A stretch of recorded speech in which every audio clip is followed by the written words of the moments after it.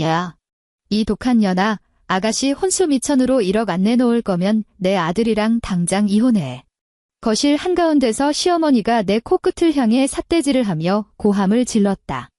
평생 나를 지켜주겠다고 맹세했던 남편은 고개를 푹 숙인 채 스마트폰만 들여다보며 죽은 척을 하고 있었다. 이 우스꽝스러운 촌극을 지켜보며 나는 식탁 위에 놓인 얼음물을 들어 한 모금 마신 뒤 차가운 헛웃음을 흘렸다. 저 사람들은 아마 까맣게 잊은 모양이었다. 이 강남 전셋집의 보증금을 누가 냈는지, 시어머니가 매달 피부과 시술을 받으러 다니는 그 300만 원이 도대체 어느 카드에서 결제되고 있는지를 말이다. 이혼을 원한다고? 좋다. 그렇다면 어디 한번 끝까지 계산해보자. 집안의 돈줄을 건드린 대가가 얼마나 처참한지 뼈저리게 느끼게 해줄 테니까. 구독 버튼을 눌러 저와 함께 오늘 준비한 이야기에 귀 기울여 주세요. 펄펄 끓는 미역국이 내 발목에 쏟아졌을 때 물이 사방으로 튀는 소리 대신 피부와 살점이 한꺼번에 익어 찢어지는 듯한 둔탁한 소리가 났다. 진한 참기름 냄새와 소고기의 비린내가 순식간에 비좁은 거실을 가득 채웠다. 갈색 국물이 내가 신고 있던 비싼 살구색 스타킹을 타고 구불구불 흘러내렸고 흐물흐물해진 미역줄기 몇 가닥이 거머리처럼 발등에 찰싹 달라붙었다. 얇은 나일론 천 너머로 그 부위의 피부가 상상할 수도 없는 속도로 살을 파고드는 듯한 극심한 고통을 전해왔다. 내 종아리 근육이 통제력을 잃고 경련을 일으켰지만 나는 어금니를 꽉 깨문 채 단 한 번의 신음조차 내지 않았다. 야, 이 독한 년아. 내가 돈 좀 번다고 유세 떠는 거냐? 시어머니 최순자의 고막을 찢을 듯한 날카로운 고함이 거실 천장을 울리며 오랫동안 맴돌았다. 방금 국그릇을 집어 던진 그녀의 오른손은 아직 허공에 굳어 있었고 극도의 분노로 인해 거친 손가락이 미친 듯이 떨리고 있었다. 가슴을 헐떡이는 그녀의 모습은 방금 던진 뜨거운 국 한 사발에 모든 기력을 쏟아부은 듯했다. 붉은 핏발이 선 두 눈은 내게서 살점이라도 뜯어낼 기세로 나를 매섭게 노려보고 있었다. 불과 5분 전만 해도 나는 볕이 들지 않아 은은한 곰팡내가 배어있는 이 거실 바닥에 웅크리고 앉아 있었다. 내 앞에는 굵은 소금에 절인 배추 200포기가 산처럼 쌓여 있었다. 새빨간 고춧가루와 코를 찌르는 새우젓, 그리고 생강과 마늘이 뒤섞인 냄새에 눈물이 멈추지 않았다. 붉은 얼룩이 잔뜩 묻은 앞치마를 두르고 미끌미끌한 분홍색 고무장갑을 낀 채 나는 기계처럼 붉은 양념을 배추잎 사이사이에 켜켜이 발라넣고 있었다. 허리는 끊어질 듯 시큰거렸고 딱딱한 합판 바닥에 꿇어앉은 무릎은 이미 감각을 잃은 지 오래였다. 반면 나의 시어머니는 내가 결혼 전 모아둔 돈으로 산 최고급 가죽 소파에 편안하게 기대앉아 있었다. 방금 탄 믹스 커피를 한 손에 든 채 그녀는 나를 깔아뭉개는 듯한 태도로 그 황당한 최후 통첩을 날렸다. 그녀의 말인즉슨 아영이가 곧 강남에서 의료기기 사업을 하는 중산층 집안과 혼사를 맺게 되었다는 것이다. 상대방 집안의 조건이 워낙 훌륭하니 시댁의 체면을 절대 구겨서는 안 된다고 했다. 그러니 이 집안에서 유일하게 대형 회계법인에 다니는 수석 세무사인 내가 아가씨의 최고급 예단과 수입 가전제품 혼수 비용으로 1억 원을 내놓아야 한다는 것이었다. 1억 원, 무려 1억 원이었다. 그 숫자를 듣는 순간 내 손가락의 움직임이 멎었다. 고춧가루가 섞인 땀방울이 눈으로 흘러들어왔고 그 따가움이 순식간에 내 눈물샘을 터뜨렸다. 나는 고개를 들어 흐릿해진 시야 너머로 소파에 앉아있는 저 여자를 바라보았다. 지난 5년 동안 수없이 밤을 새우며 야근했던 날들, 복잡한 세무장부를 파헤치기 위해 들이켰던 셀 수 없이 많은 쓴 블랙커피들, 그리고 오랜 시간 앉아 일하느라 쏟았던 코피가 걷잡을 수 없이 뇌리를 스쳐 지나갔다. 그건 내 피땀 어린 돈이었다. 언젠가 조금 더 넓은 아파트로 이사가기 위해, 그리고 미래에 태어날 아이를 맞이하기 위해 쓰려고 모아둔 돈이었다. 어머님, 나는 목구멍에 깨진 유리 조각이 걸린 것처럼 껄끄러웠지만 최대한 평온한 목소리를 유지하려 애썼다. 저한테 현금 1억은 없어요? 없으면 대출을 받아. 신용대출이라도 받으란 말이야. 너 세무사라며? 은행놈들이 제발 돈 좀 빌려달라고 매일 쫓아다니지 않니? 시어머니는 비명을 지르며 소파에서 튕기듯 일어났다. 그리고 그 직후 김장을 끝내면 내가 가져다 바치려 거실 테이블 위에 올려두었던 펄펄 끓는 미역국 한 사발이 내 발치로 무자비하게 날아와 박혔다. 아가씨 혼수로 1억 안 내놓을 거면 내 아들이랑 당장 이혼해. 애도 하나 못 낳는 쓸모없는 년, 우리 김씨 집안에 내가 무슨 소용이냐. 날카로운 욕설이 녹슨 톱날처럼 내 신경을 미친 듯이 갉아먹었다. 나는 길길이 날뛰는 시어머니 대신 시선을 천천히 돌려 반대편 1인용 소파를 바라보았다. 나의 남편, 김민호. 결혼식 날 내 손을 맞잡고 우리 부모님 앞에서 평생 나를 손바닥 위에 올려놓고 아껴주겠다며 손끝에 물 한 방울 안 묻히게 하겠다고 맹세했던 그 남자. 지금 그는 껍질 속에 숨은 거북이처럼 소파에 깊숙이 파묻힌 채 손에는 텔레비전 리모컨을 쥐고 있었다. 자기 어머니의 광기 어린 폭행 앞에서도 새빨갛게 익어버린 내 발목 앞에서도 그는 몸을 일으키려 하지 않았다. 그는 그저 짜증스럽게 머리를 극적이더니 내 시선을 피하며 목소리를 낮춰 중얼거렸다. 아유, 엄마도 참. 그만 좀 해, 여보. 집안 체면이 있잖아. 그냥 동생 좀 도와줘. 안 갚겠다는 것도 아닌데. 그 순간 공기의 흐름이 멈춘 것 같았다. 내 심장 깊은 곳에서 5년 동안 팽팽하게 당겨져 있던 현이 경쾌한 파열음을 내며 끊어지는 소리가 들렸다. 마치 오랜 시간 얼음물에 담가두었던 유리컵에 펄펄 끓는 물을 붓자 순식간에 수많은 날카로운 파편으로 산산조각 나는 것과 같았다. 나는 눈을 감고 숨을 깊게 들이마셨다. 코를 찌르는 새우젓 냄새가 갑자기 구역질나게 역겨워졌고 위장이 뒤틀리는 듯 했다. 다시 눈을 떴을 때 내 눈빛에 남아있던 모든 온기는 이미 사라지고 없었다. 나는 천천히 몸을 일으켰다. 오랫동안 쭈그리고 앉아있던 탓에 무릎에서 소름 끼치는 관절 소리가 났다. 나는 무표정하게 양손을 들어 올렸고 분홍색 고무장갑의 끝부분을 이빨로 물고 힘껏 잡아당겼다. 철썩 하는 축축하고 둔탁한 소리와 함께 붉은 고추장 양념이 잔뜩 묻은 장갑이 아직 버무리지 않은 배추 더미 위로 거칠게 내팽개쳐졌다. 붉은 양념 국물이 사방으로 튀었고 몇 방울은 시어머니가 신고 있던 값비싼 실내화 위에도 떨어졌다. 너 지금 뭐 하는 짓이야? 미쳤어. 시어머니는 기겁하며 한 걸음 물러서더니 내 코를 가리키며 악을 썼다. 나는 그녀를 무시했다. 앞치마 주머니로 손을 뻗어 스마트폰을 꺼냈다. 화면이 켜지며 차가운 푸른 빛이 내 얼굴을 비췄다. 분노로 손가락이 미세하게 떨리고 있었지만 나는 정확하게 비밀번호를 입력하고 은행 애플리케이션을 실행했다. 민호는 분위기가 심상치 않다는 걸 눈치챘는지 마침내 소파에서 몸을 바로 세웠다. 지훈아, 핸드폰은 왜 들어? 엄마가 아직 화나셨잖아. 일단 사과부터. 나는 화면에 뜬 익숙한 이체 화면을 뚫어져라 쳐다보았다.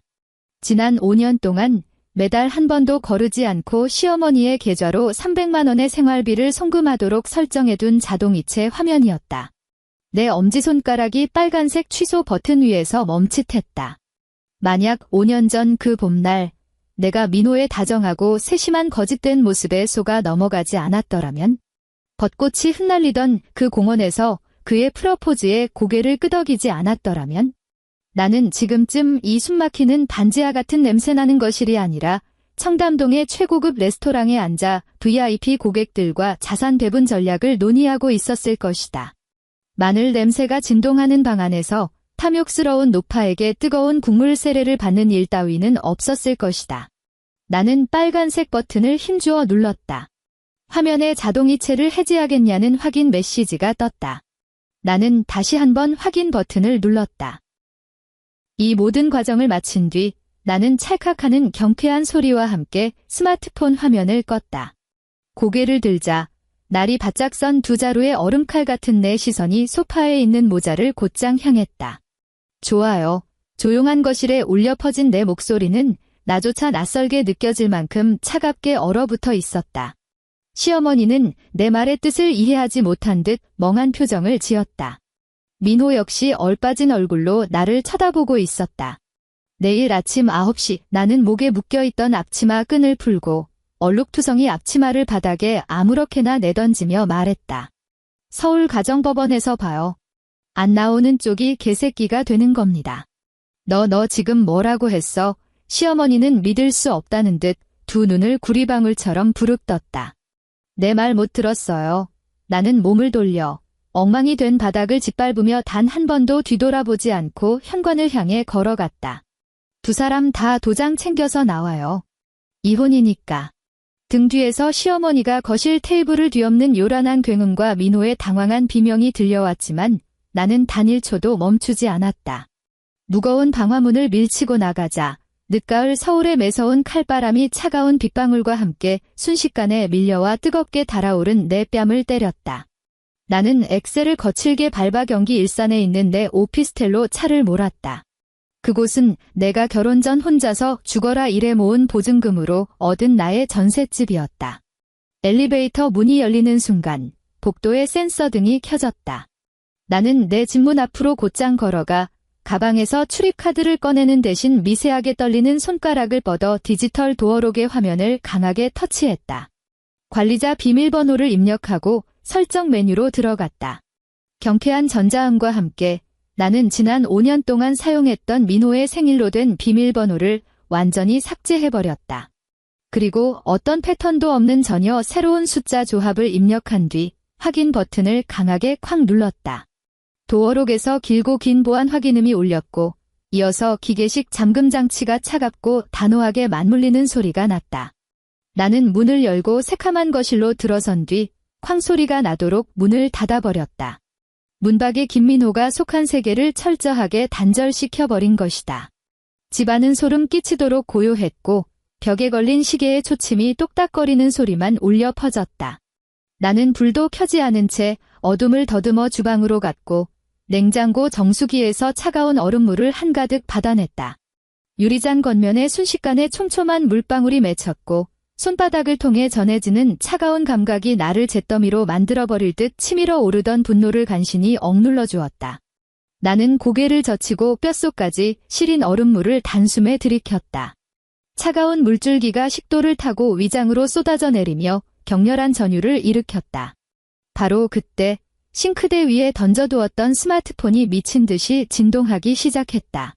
어두운 주방에서 화면의 불빛이 유독 눈부시게 번쩍였다. 보지 않아도 누구인지 알 수 있었다. 나는 다가가 스마트폰을 집어들었다.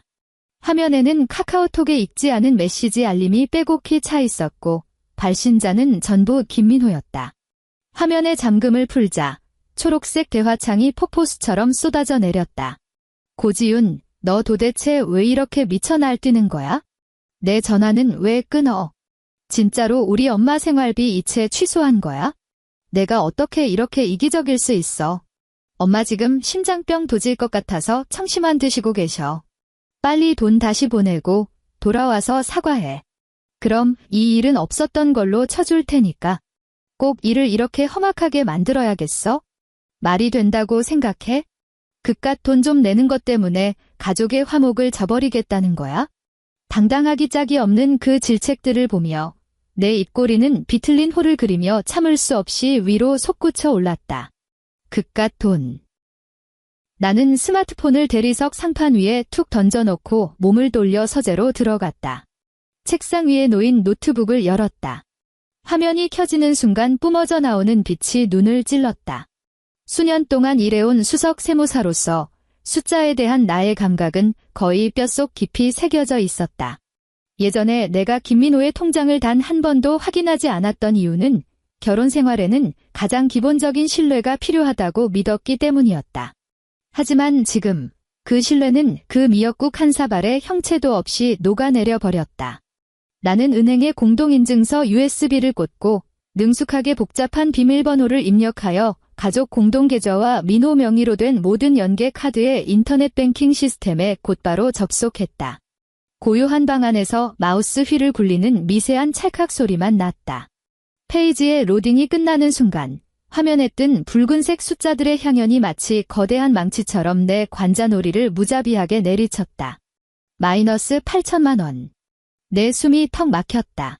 나는 화면 가까이 다가가 눈을 찌를 듯한 그 마이너스 수치를 믿을 수 없다는 듯 노려보았다. 김민호의 개인 명의로 자그마치 8천만 원에 달하는 신용대출이 떡하니 생겨나 있었다. 그리고 이 대출이 실행된 시점은 정확히 3개월 전이었다. 손가락이 얼음장처럼 뻣뻣하게 굳어가는 것이 느껴졌다. 나는 억지로 이성을 유지하며 그 대출금의 자금 흐름 내역을 클릭했다. 이체 기록들이 화면에 줄줄이 펼쳐졌다. 3천만 원, 시어머니 최순자의 국민은행 계좌로 송금. 1,500만 원, 서울 강남의 모 최고급 백화점 샤넬 매장 결제 기록. 500만 원, 청담동 최고급 뷰티살롱 VIP 회원권 충전. 나의 시선은 그 소비 기록들에 콱 박힌 채 떨어지지 않았다. 머릿속에 지난달 가족 모임 때의 기억이 불현듯 떠올랐다. 아가씨 아영이가 그 새까만 샤넬 가브리엘 백을 식탁 한가운데 가장 잘 보이는 곳에 보란듯이 올려두고는 과시하면서도 나를 은근히 깔보는 듯한 말투로 말했었다. 새언니, 여자는 역시 자기 자신한테 투자를 해야 해요. 허구한 날 그런 답답한 정장만 입지 말고요. 우리 오빠가 절 얼마나 아끼는지 알아요? 이거 오빠가 보너스 받은 걸로 사준 거잖아요. 그때 김민호가 뭐라고 했었지? 그는 다소 민망한 듯 코끝을 만지작거리며 회사에서 특별 성과급이 나와서 동생에게 무심코 선물 하나 사줬다고 했었다. 무심코. 아내 몰래 빌린 고금리 대출로 그 허영심 가득한 여동생의 밑 빠진 독을 채워줬다고? 나는 어금니를 꽉 깨물었고 입안에서 옅은 피비린내가 퍼져나갔다. 나도 모르는 사이에 입안 여린 살을 씹어 터뜨린 모양이었다. 하지만 이것이 가장 치명적인 타격은 아니었다. 내 시선은 계속해서 아래를 향했다. 그 거액의 송금 내역들 틈새에서 나는 매우 기이한 규칙성을 하나 발견했다. 지난 1년 동안 매월 15일마다 김민호의 계좌에서 120만 원이라는 돈이 고정적으로 빠져나가고 있었다. 입금처는 역삼동 XX 건물관리라는 법인 계좌였다. 역삼동. 그곳은 서울에서 유명한 1인 가구 오피스텔 밀집 지역이다. 우리는 그곳에 부동산이라곤 단 한 채도 없는데 왜 그가 매달 그쪽 관리 사무소로 돈을 송금하고 있는 걸까? 금액도 강남구의 풀옵션 원룸 오피스텔 월세와 정확히 일치했다. 나는 이 송금 내역의 상세 메모란을 클릭했다. 그곳에는 아주 깨알 같은 글씨로 이렇게 적혀 있었다. 더 팰리스 오피스텔 1502호 가스 및 수도 요금 대납. 숨이 멎을 듯한 끔찍한 한기가 발밑에서부터 정수리까지 뻗쳐올랐다. 나는 재빨리 웹 브라우저를 열고 그 주소와 건물 정보를 이용해 부동산 정보 공개 사이트에 접속했다. 몇 번의 대조 끝에 나는 그 오피스텔의 임대차 정보를 찾아냈다. 비록 세입자의 실명은 볼 수 없었지만 계약이 체결된 시점은 공교롭게도 작년 김민호가 내게 핵심 프로젝트 팀에 발령받아 잦은 야근과 주말 출장을 해야 한다고 통보했던 바로 그 달이었다. 내 두 손은 통제할 수 없을 정도로 심하게 떨리기 시작했고 손가락 관절은 과도하게 힘을 준 탓에 잿빛처럼 창백해져 있었다. 나는 인스타그램을 켜고 검색창에 김민호의 스마트폰에서 우연히 스쳐 지나가듯 보았던 그가 프로젝트 팀 이 대리라고 저장해둔 전화번호를 입력했다. 페이지가 넘어가고 젊고 반반한 얼굴을 프로필로 해둔 한 여자의 공개 계정이 내 눈앞에 나타났다. 가장 최근 게시물은 어젯밤에 올라온 것이었다. 사진 속에서 그녀는 섹시한 실크 슬립을 입고 고급스럽게 인테리어된 오피스텔의 통유리창 앞에 앉아 와인잔을 들고 있었다. 배경에는 남성용 회색 정장 재킷이 소파 등받이에 아무렇게나 걸쳐져 있는 것이 희미하게 보였다. 그 재킷의 소매 끝에는 아주 특이한 맞춤형 흑요석 단추가 달려 있었다.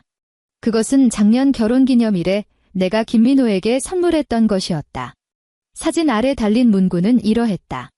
오빠가 만들어준 따뜻한 둥지에서 오늘 밤도 야근. 우우. 나는 의자를 거칠게 밀치고 화장실로 뛰어들어가 변기를 부여잡고 격렬하게 헛구역질을 해댔다. 위산이 식도를 태우는 듯했고 눈물이 통제할 수 없이 눈시울을 뚫고 뚝뚝 떨어졌다.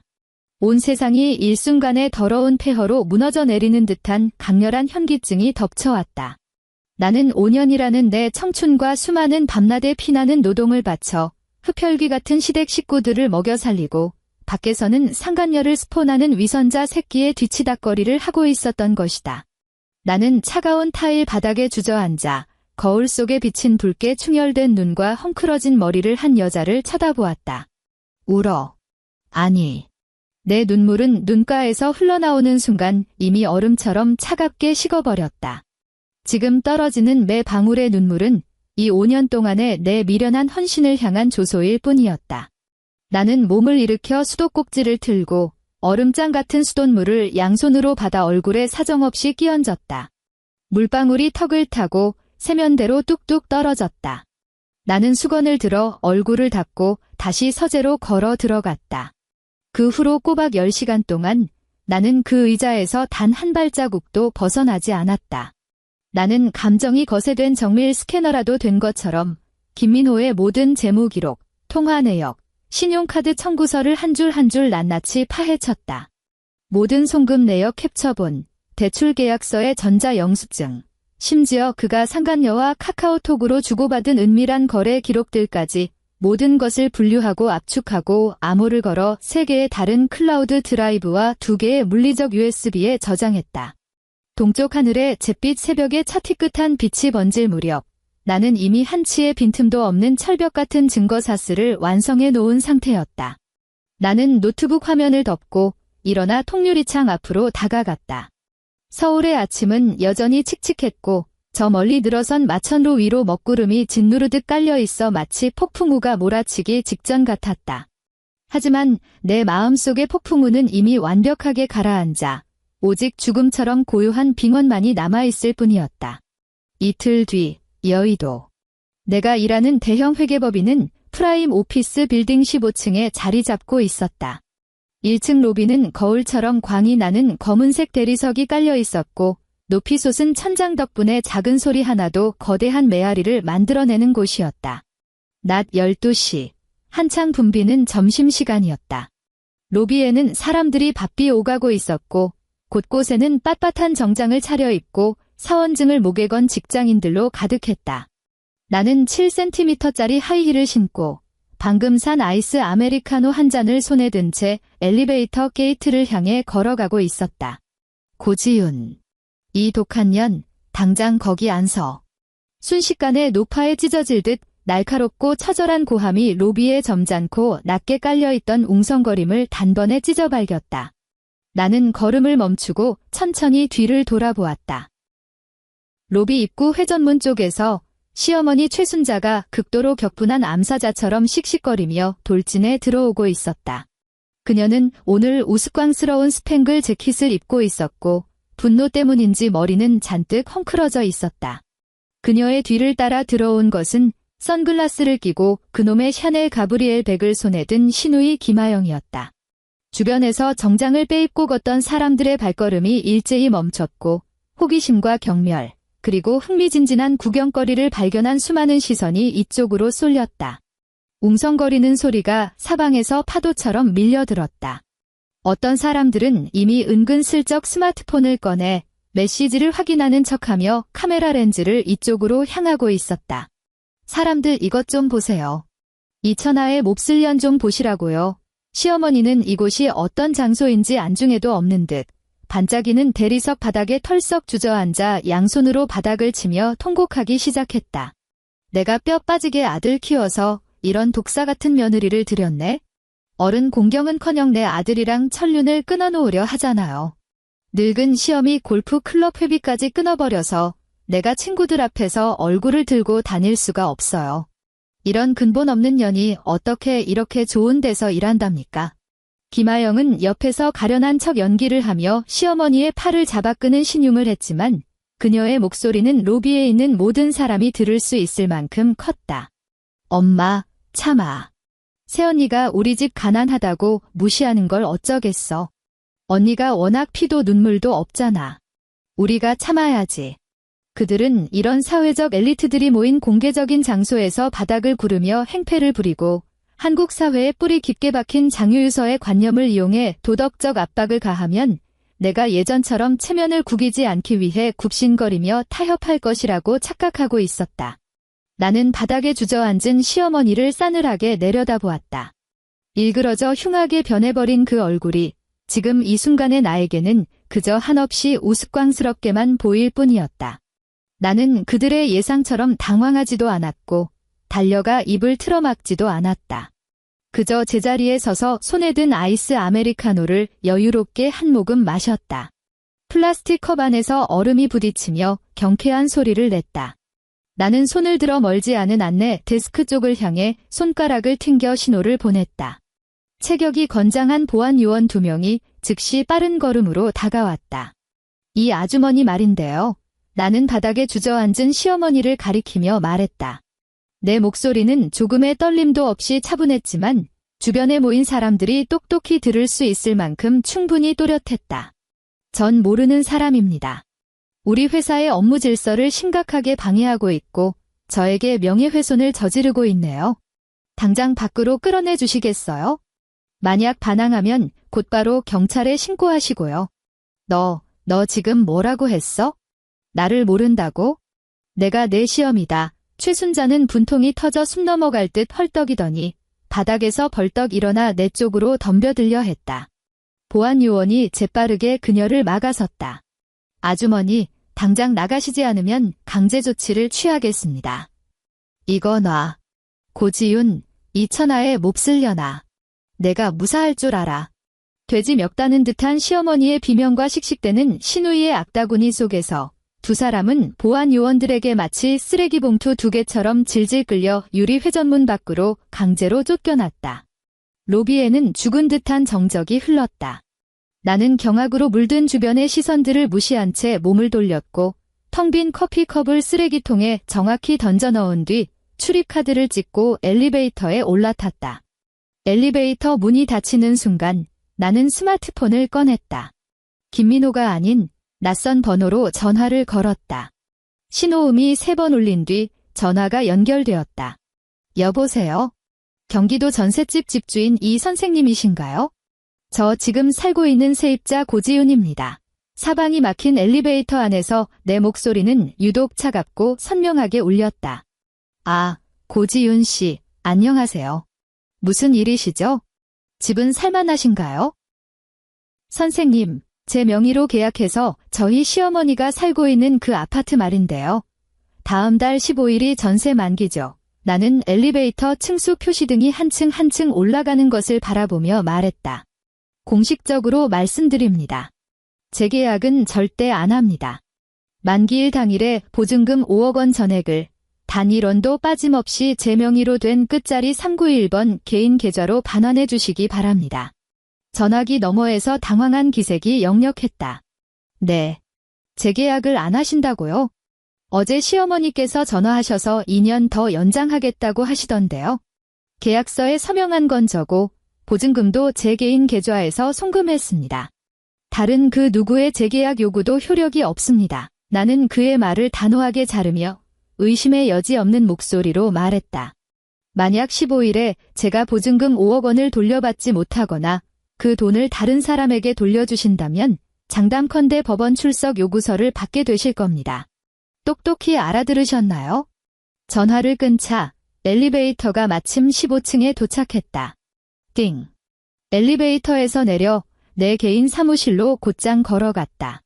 문을 열고 들어가 정장 재킷을 벗어 옷걸이에 건 뒤 책상 앞으로 다가가 앉았다. 책상 한가운데에는 어제 오후 퀵서비스로 막 도착한 서류 봉투 하나가 조용히 놓여 있었다. 나는 손가락을 뻗어 봉투 입구에 감긴 실을 풀고 그 안에 든 몇 장의 서류를 빼냈다. 서류 맨 위에는 서울가정법원이라는 글자가 선명하게 찍혀 있었다. 나는 고개를 숙여 방금 출력한 가압류 신청서와 결정 통지서에 시선을 고정했다. 서류의 가장자리는 눈이 부실 정도로 날카로웠고 오른쪽 아래 찍힌 새빨간 법원 접수 도장의 인주는 아직 완전히 마르지 않아 블라인드 틈으로 새어 들어오는 창백한 빛 아래서 차갑고 끈적한 광택을 내고 있었다. 서울 신라호텔 2층 중식당. 묵직하고 검붉은 조각 나무문 앞에는 방음이 뛰어난 수제 양탄자가 깔려 있었다. 내 하이힐이 그 위를 밟고 지나갔지만 아무런 소리도 나지 않았고 마치 심연이 모든 메아리를 집어삼킨 듯 했다. 복도에는 값비싼 백합 디퓨저 향이 중앙난방에서 뿜어져 나오는 건조하고 차가운 공기와 섞여 맴돌았고 내 코 속을 미세하게 찌르는 듯 했다. 오른손을 뻗어 황동 문고리에 손끝이 닿는 순간 금속의 차가운 감촉이 신경을 타고 뇌로 전해졌다. 숨을 깊이 들이마시자 폐가 부풀어 올랐고 맞춤 제작한 검은색 정장의 실크 안감 너머로 차분하고 힘찬 내 심장 박동이 느껴졌다. 문고리를 힘주어 아래로 누르자 아주 미세하게 기계가 맞물리는 소리와 함께 무거운 두 짝의 나무 문이 안쪽으로 서서히 열렸다. 눈이 부실 정도로 화려한 크리스탈 샹들리에의 불빛이 순식간에 쏟아져 나와 나는 눈을 가늘게 떴다. 널찍한 룸 한가운데에는 길쭉한 최고급 호두나무 식탁이 놓여 있었다. 눈앞에 펼쳐진 이 호화로운 광경을 보자 머릿속에서 영화 필름을 되감듯 5년 전 김민호와 양가 부모님이 상견례를 하던 날이 스쳐 지나갔다. 그날은 종로구의 허름한 고깃집이었다. 벽에는 찌든 기름때가 가득했고 환풍기는 귀를 찢을 듯한 소음을 냈다. 우리 부모님은 가장 좋은 옷을 차려입고도 값싼 플라스틱 의자에 앉아 쩔쩔매셨다. 반면 시어머니 최순자는 처음부터 끝까지 손수건으로 코를 막은 채 곁눈질로 우리 부모님을 흘겨보며 친정에서 해오는 혼수가 너무 적다느니 그럴싸한 수입 비스포크 냉장고 하나 못 산다느니 하며 비아냥거렸다. 그날 우리 아버지가 분위기를 풀어보려 떨리는 손으로 시아버지께 술을 따랐지만 시아버지는 이런 싸구려 소주는 입에 안 맞아서 말이야라는 핑계를 대며 술잔을 식탁 위로 매몰차게 엎어버렸다. 기름진 식탁 위로 쏟아진 그 소주 한 잔은 지난 5년 동안 내 가슴 속에 박힌 가시가 되었다. 그런데 오늘 그 쥐뿔도 없는 자기 딸을 강남의 번듯한 중산층 집안에 밀어넣으려고 최순자는 가산을 다 털어거치레를 한 것이다. 내가 룸 안으로 발을 들이는 순간 화기애애하게 오가던 웃음소리가 뚝 끊겼다. 7개의 눈동자가 동시에 나를 향했다. 상석에 앉은 예비 사돈 내외는 고급스러운 한복과 맞춤 정장을 차려입고 점잖고 흡족한 미소를 짓고 있었지만 지금은 그 미소가 경악으로 바뀌어 있었다.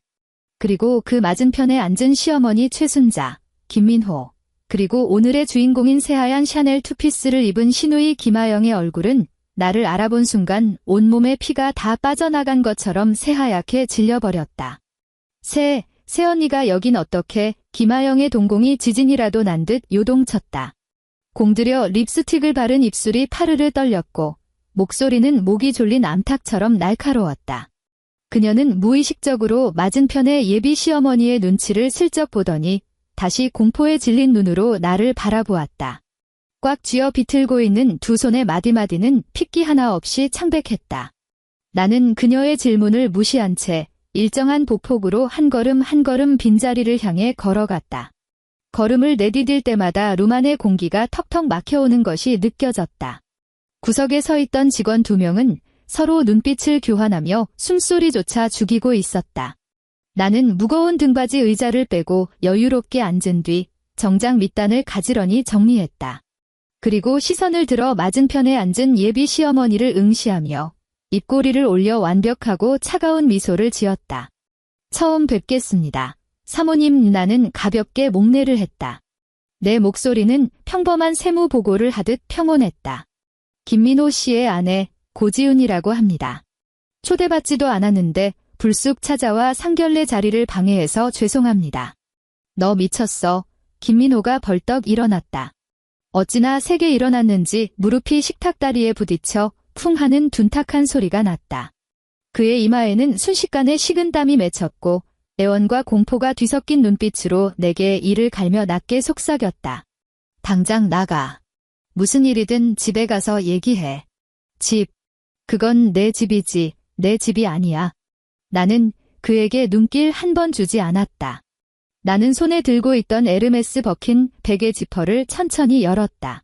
입사 첫 해 연말 보너스를 받아 내 돈으로 샀음에도 시어머니에게 석 달 내내 낭비벽이 심하다며 욕을 먹었던 가방이었다. 죽은 듯이 고요한 룸 안에서 금속 지퍼가 열리는 소리가 유독 날카롭게 울렸다. 가방 안으로 손을 넣어 차가운 서류 봉투에 손끝을 댔다. 나는 그것을 꺼내어 호두나무 식탁 위에 가볍게 올려놓았다. 검지와 중지로 봉투의 가장자리를 꾹 눌렀다. 지문 끝으로 종이의 거친 질감이 전해졌다. 나는 서류 봉투를 천천히 앞쪽으로 밀었다. 종이와 나무 식탁이 마찰하며 아주 미세한 스스슥 소리를 냈다. 예비 시아버지의 시선이 서류 봉투를 따라 움직였고 그의 미간이 찌푸려졌다. 나는 동작을 멈추고 손목을 살짝 돌려 봉투에 감긴 실을 풀었다. 한 바퀴, 두 바퀴. 하얀 면실이 허공에 늘어졌다. 나는 그 안에서 두툼한 서류 뭉치를 꺼냈다. 방금 프린터기에서 뱉어낸 듯한 서늘하고 빳빳한 감촉에 가장자리는 날이 서 있었다. 나는 그것을 세 몫으로 똑같이 나누어 마치 전단지를 돌리듯 예비 사돈 내외와 예비 신랑의 눈앞에 정확히 밀어주었다. 고지윤, 너 대체 무슨 짓을 하려는 거야? 시어머니 최순자가 마침내 정신을 차렸는지 식탁을 콱 내리쳤다. 그 충격에 식탁 위에 고급 물잔이 쨍그랑거렸다. 그녀는 탁한 눈을 부릅떴고 극도의 공포에 질린 눈가의 주름이 덜덜 떨리고 있었다. 나는 여전히 그녀를 쳐다보지 않고 예비 시어머니를 똑바로 응시하며 마치 독실한 신자처럼 진실한 말투로 입을 열었다. 사모님, 아영이가 사모님께 자기 오빠는 상장기업의 핵심 임원이고 새언니인 저는 순종적이고 참해서 제 월급으로 시댁을 지극정성으로 모시는 좋은 며느리라고 했다면서요. 예비 시어머니의 안색은 이미 어두워져 있었다. 그녀는 아무 말 없이 고개를 숙여 자기 앞에 놓인 서류 뭉치에 시선을 고정했다. 댁의 명예와 앞으로의 평안을 위해서라도 이 자료들을 보여드리는 게 제 의무라고 생각했습니다. 나는 내 앞에 얼음물 잔을 들어 유리잔 겉면에 맺힌 물방울이 손바닥에서 녹아내리는 서늘함을 느꼈다. 첫 번째 장은 김민호 씨 명의로 된 8천만 원짜리 고금리 신용대출 독촉장입니다.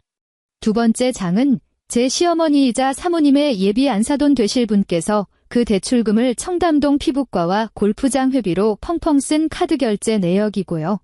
그리고 세 번째 장은 나는 일부러 말을 끊고 잿빛으로 변해버린 김민호의 얼굴을 훑어보았다.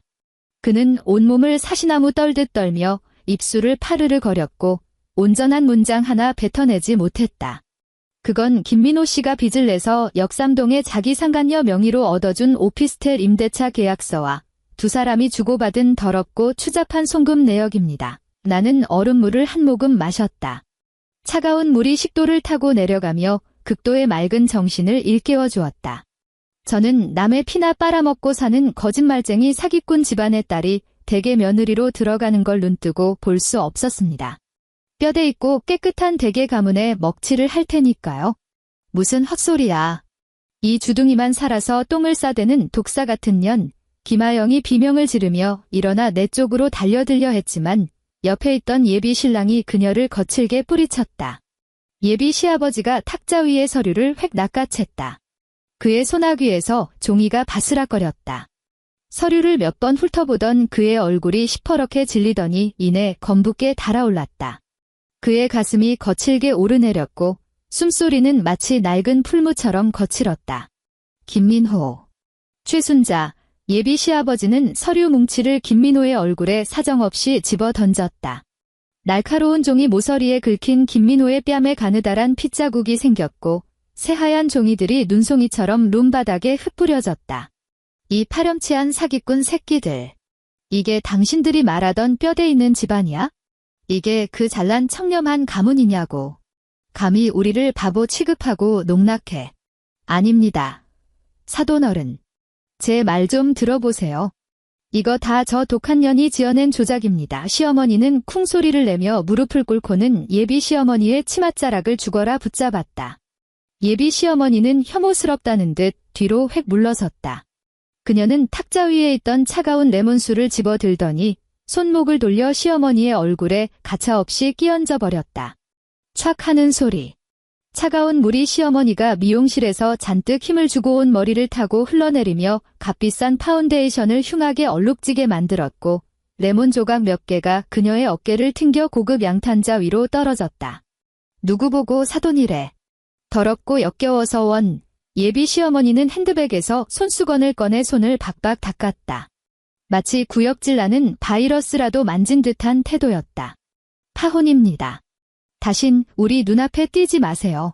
또 나타나면 내 변호사 시켜서 사기죄로 고소할 테니까. 말을 마친 예비 사돈 일가 세 사람은 뒤도 돌아보지 않고 문을 쾅 닫고 나가버렸다. 무거운 나무문이 엄청난 충격음을 냈고 천장의 커다란 샹들리에가 미세하게 흔들렸다. 루마네는 숨막히는 정막이 내려앉았다. 김하영은 파혼한 약혼자가 떠난 뒷모습을 멍하니 바라보다가 돌연 처절한 비명을 내질렀다. 그녀는 미친 사람처럼 자신의 머리칼을 쥐어뜯었다. 우아했던 샤넬 투피스는 엉망으로 구겨져 있었고 의자에 널브러진 그녀의 멘탈은 완전히 바스라져 버렸다. 한편 물에 빠진 생쥐꼴로 바닥에 꿇어앉아 있던 시어머니 최순자는 거친 숨을 몰아쉬었다. 새하얗던 그녀의 얼굴이 시퍼렇게 질리더니 흰자위가 훌러덩 뒤집어졌다.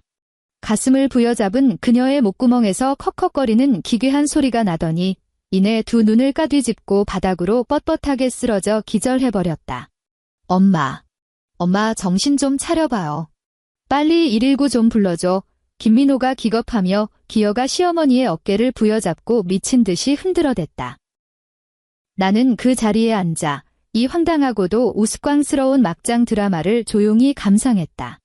동정심도 연민도 없었다.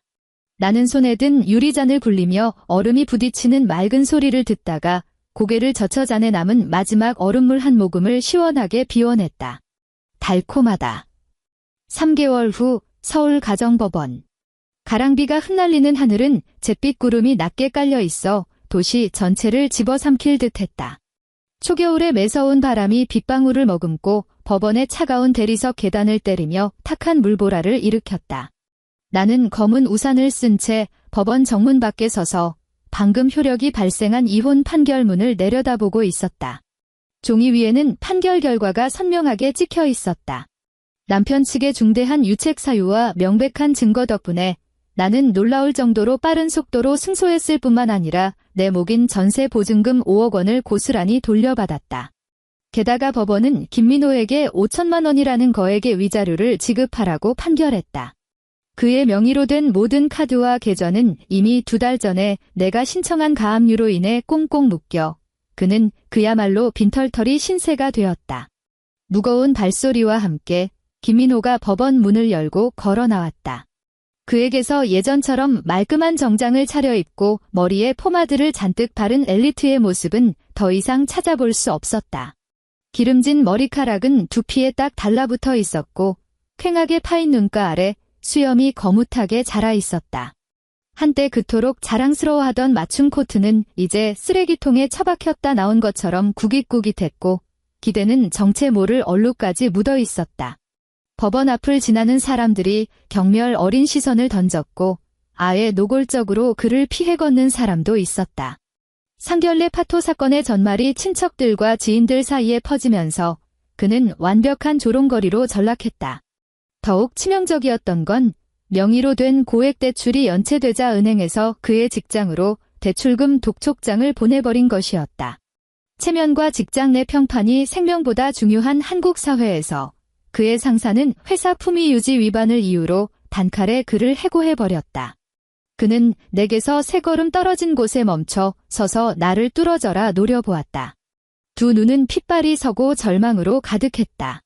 두 손을 꽉 쥔 주먹은 뼈마디가 하얘지도록 힘이 들어가 있었고 극도의 분노와 무력감의 찬바람 속에서 덜덜 떨리고 있었다.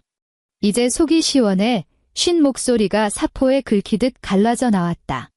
집도 날아가고 직장도 잘리고 우리 엄마는 뇌졸중으로 쓰러져서 이제 걷지도 못해.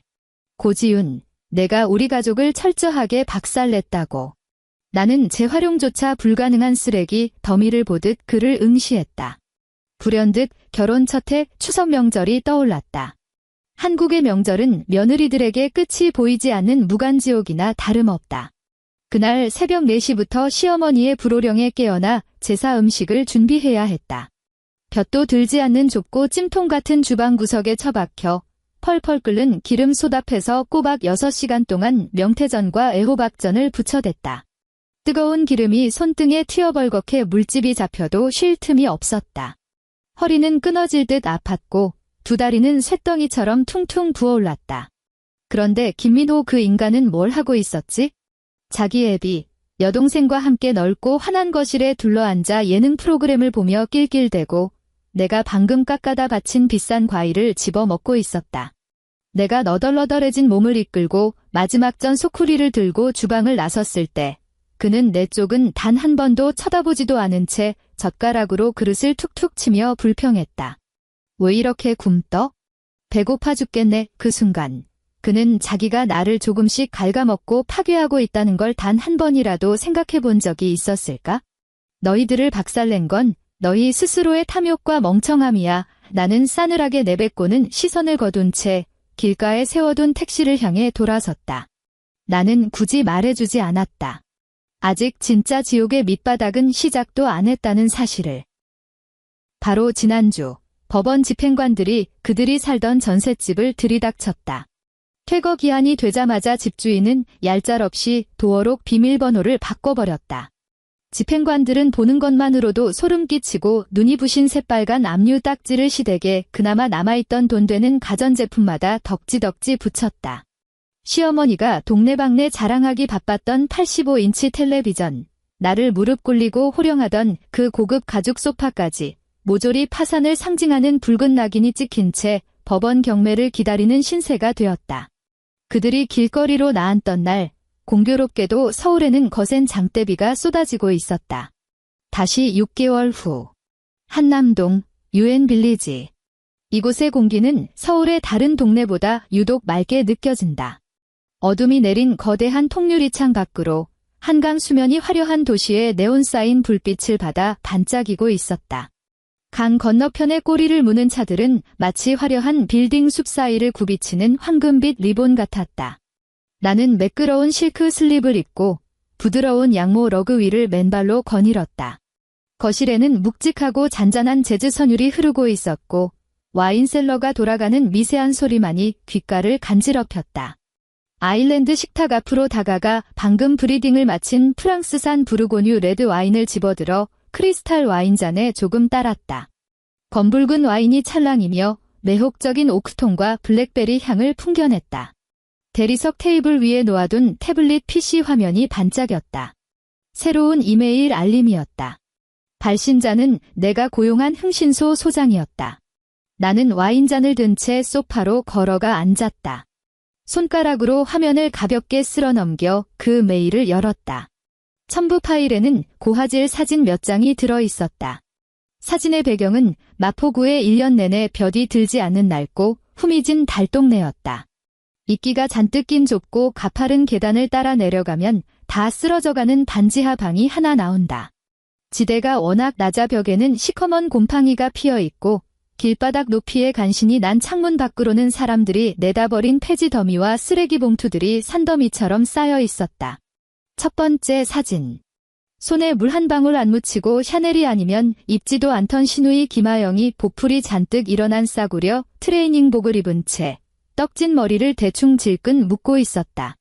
그녀는 누런 구정물이 뚝뚝 떨어지는 노란색 음식물 쓰레기 봉투를 든 채 반지하 문 앞에 서 있었다. 두 번째 사진, 렌즈가 조금 더 당겨졌다. 뇌졸중으로 반신불수가 된 시어머니 최순자가 곰팡내 나는 1인용 침대에 걸터 앉아 있었다. 그녀가 동작이 굼뜨다고 아영이를 닥달한 모양인지 빡이 돈 김아영이 먹다 남은 짬통 쓰레기 봉투를 시어머니의 발치에 사정없이 내팽개쳐 버리는 모습이 찍혀 있었다.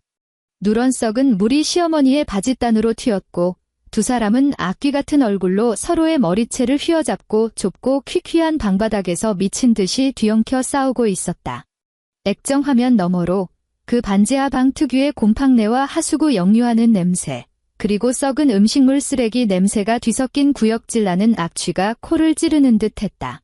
그곳이 바로 그녀들을 위해 준비된 영원히 끝나지 않을 심연이었다. 나는 사진 속에 일그러진 두 여자의 얼굴을 고요히 응시했지만 내 마음속에는 일말의 동요조차 일지 않았다. 와인잔을 가볍게 흔들자 유리잔 벽을 타고 흘러내리는 진득한 와인의 눈물이 보였다. 나는 잔을 입술로 가져가 우아하게 한 모금 머금었다. 풍부한 바디감이 혀끝을 미끄러지며 미세한 떫은 맛을 남겼고 이내 길고 달콤한 여운이 입안 가득 퍼져나갔다. 나는 매혹적인 미소를 지으며 삭제 버튼을 눌렀다. 오늘 준비한 이야기는 여기까지입니다. 하루하루 행복하시길 바라며 다음 이야기에서 또 만나요.